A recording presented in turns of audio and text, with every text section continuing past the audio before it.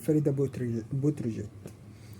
طبعا النادي الاهلي كان هيخسر، ولو خسر النادي الاهلي فهو يستحق الخسارة، كان يستحق الخسارة، لان الاداء اللي قدمه النادي الاهلي اداء غير مقنع بالمرة، واداء يعني اداء ما يطلعش من فريق كبير زي النادي الاهلي. لعب عشوائي، مدرب لسه جديد بس صابرين عليه. طبعا اللعيبة مش بتلعب بروح، وده كله بسبب ان كله عايز يكون نفس راتب زيزو او مقارب حتى من راتب زيزو. زيزو بياخد 120 مليون، في لعيبة بتاخد 7 و6 مليون.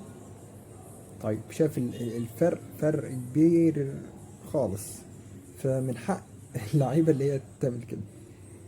ومش من حقهم برضه، انت رضيت بحاجة فخلاص العب، قدم بالحاجة دي علشان تروح مكان زي ما كانت زيزو. طبعا شفنا رامي ربيعة عامل مشاكل مع النادي الأهلي بسبب ومشي من النادي الأهلي بسبب الرواتب. لكن مش كل اللعيبة زي بعضيها، ولا كل لعيب زي التاني. في كواليتي، يعني انا مش هروح اقارن بين عندك ميسي وكريستيانو واروح اقارنهم مثلا بقفشه ولو يكن، يعني ده مستوى وده مستوى تاني خالص. فده لو بيلعب مع ده في نفس الفريق مش شرط ان هو ياخد نفس الراتب او كده، يعني انت بتتكلم في نقطة بعيدة.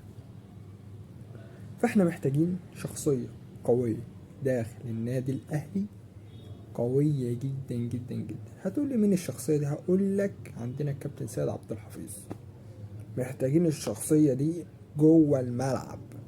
الشخصية دي هتأدب اللعيبة، هتخلي اللعيب كده يخاف يغلط، لأن كابتن سيد عبد الحفيظ شخصيته قوية جدا مع اللعيبة، وفاهم الدنيا، فاهم الإعلام عايز ايه، وفاهم اللعيبة عايزة ايه، وفاهم السوشيال ميديا كلها عايزة ايه. فكابتن سيد عبد الحفيظ عنده فكر عالي، عارف امتى يشد في الملعب وامتى يرخي. ده الكابتن سيد عبد الحفيظ. برضو من النقاط الأساسية عندنا الدفاع. دفاع الأهلي سيء جدا جدا جدا. شفنا ياسر إبراهيم مش عامل حاجة، وفي لعيب جديد جنبيه كده برضه مش عامل حاجة، اسمه ياسين حاجة كده، مش عاملين أي حاجة. فاللعيبة دي محتاجة وقفة، اللعيبة دي محتاجة تتشد. اللي هيتظبط هيلعب مع النادي الاهلي. طب مش هتتظبط بالسلامة، لان احنا مفيش كورة خالص.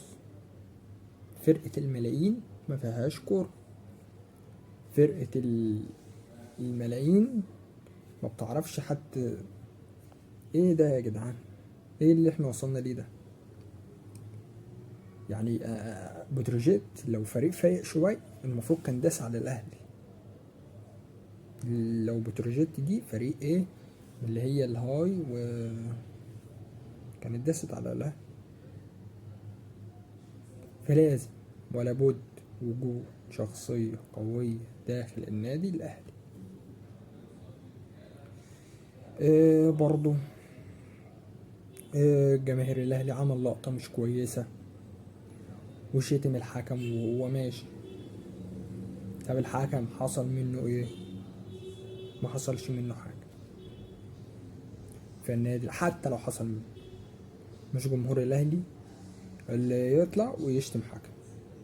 انت راجل رايح تشجع فريق، قاعد في الملعب، فريقك انت شايفه شايل نيلة، هتجيبها في الحكم ليه؟